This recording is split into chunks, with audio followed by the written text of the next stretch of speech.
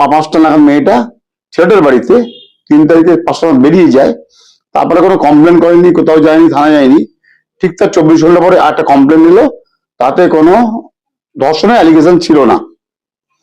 তারপরে হঠাৎ subsequently add হলো 64 বিএনএস, যেটা আমাদের এখন 376 আগে ছিল। তারপরে আমরা দেখলাম যে তার একটা শারীরিক পরীক্ষা হয়েছে এবং পুলিশ ফার্দার বুঝিয়েছিল। আজকে সরকারি তরফে পিসি চাওয়া হয়েছিল, ফার্দার বিজি হয়েছিল, কিছু ওদের রিকভারি ব্যাপার ছিল, আর কিছু ফরেন্সিকে পাঠানোর ব্যাপার ছিল, তাই জন্য ওরা পিসি গিয়েছিল কোর্ট। কিন্তু আমরা কোর্টকে বলেছিলাম যে প্রথম থেকে আমরা যা বলেছিলাম যে ছেলেটা মেয়েটা বন্ধুত্ব রিলেশন ছিল। তারপরে কোনো কারণে সেদিন 2 তারিখে ওরা গেছিল, 5টা নাগাদ মেয়েটা ছেলেটার বাড়িতে 3 তারিখে 5টা নাগাদ বেরিয়ে যায়। তারপরে কোনো কমপ্লেন করেনি, কোথাও যায়নি, থানায় যায়নি। ঠিক তার 24 ঘন্টা পরে একটা কমপ্লেন নিল, তাতে কোনো ধর্ষণের অ্যালিগেশন ছিল না। তারপরে হঠাৎ সাবসিকুয়েন্টলি অ্যাড হলো 64 বিএনএস, যেটা আমাদের এখন 376 আগে ছিল। তারপরে আমরা দেখলাম যে তার একটা শারীরিক পরীক্ষা হয়েছে এবং পুলিশ ফার্দার বুঝিয়েছিল। কোর্ট কিন্তু সেগুলো দেখেছে না, ওকে জেল কাস্টাডি করেছে টিল 2 মার্চ। এটা একটা পলিটিক্যাল, প্রথম থেকে একটা পলিটিক্যাল রং লাগানোর চেষ্টা। না, আমি এটা পলিটিক্যাল দেখছি না। একটা ছেলে মেয়ের সম্পর্ক থাকতে পারে, তাদের মধ্যে রিলেশন আবার কাট আপ হতে পারে। সে যেমন স্বামী স্ত্রীতে যেমন বিয়ের পর ডিভোর্স হয়, তেমনি রিলেশনে থাকতে পারে, রিলেশন কেটেও যেতে পারে। সেক্ষেত্রে আমি এর মধ্যে কোনো পলিটিক্স খুঁজে পাচ্ছি না। একটা ভাষানোর তত্ত্ব বারবার চলে আসছে। দেখুন, এখন খুব আর্লি স্টেজ অফ ইনভেস্টিগেশন, এক্ষুনি কিছু বলা যাবে না কি বৃত্তান্ত।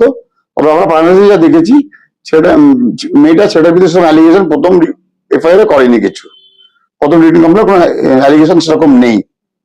সেই অনুযায়ী আমরা বেল পিটিশন করেছিলাম আজকে।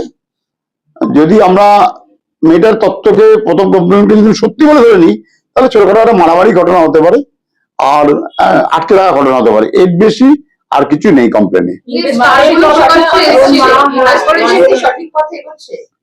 এখনো ইনভেস্টিগেশন সঠিক পথে এগোচ্ছে বলা যাবে না, খুব আর্লি স্টেজ অফ ইনভেস্টিগেশন। যে স্কারগুলো প্রকাশ্যে এসছে ওগুলোকেও তো মানে এড়িয়ে চলা ডিফিকাল্ট কোথাও একটা, যেহেতু অলরেডি এটা সবার সামনে এসছে বিষয়টা। এবং আপনি বলছিলেন যে ফার্স্টে এই বিষয়টা নিয়ে আলোচনা হয়নি, তবে তারপরে তো মেডিকেল টেস্টে অনেক কিছু বেরোয় এসব রিগার্ডিং। দেখুন, মেডিকেল টেস্ট এখনই আমরা কিছু জানতে পারবো না, ডিফেন্স এখনই কিছু পাবে না সেরকম, যতক্ষণ চার্জশিট হচ্ছে। আমরা চার্জশিট না পেলে বুঝতে পারবো না মেয়েটার সাথে মেডিকেল লোকাল যেগুলো হয়েছে মেয়েটার, সেগুলো আমরা ডকুমেন্টস গুলো এখন পাবো না। আমরা যা মেয়েটা complain, serial list, foreign report, এর ভিত্তিতে আমরা বেল পিটিশন করি বা কোর্টের কাছে মুভ করি। আচ্ছা, এর আগের দিন মা বাবা বলেছিলেন এবং সেখানে কি চর মারার কথা ওনারা বলেছিলেন, এবং সেটা নিয়ে কি বলবেন? দেখুন, আমরা তো যা বলে শুনেছি, ওদের মধ্যে একটা ঝামেলা হয়েছিল, এই যা কোনো আমরা আর কোনো শ্রমিক অধিকার থেকে আমরা কিছু শুনিনি।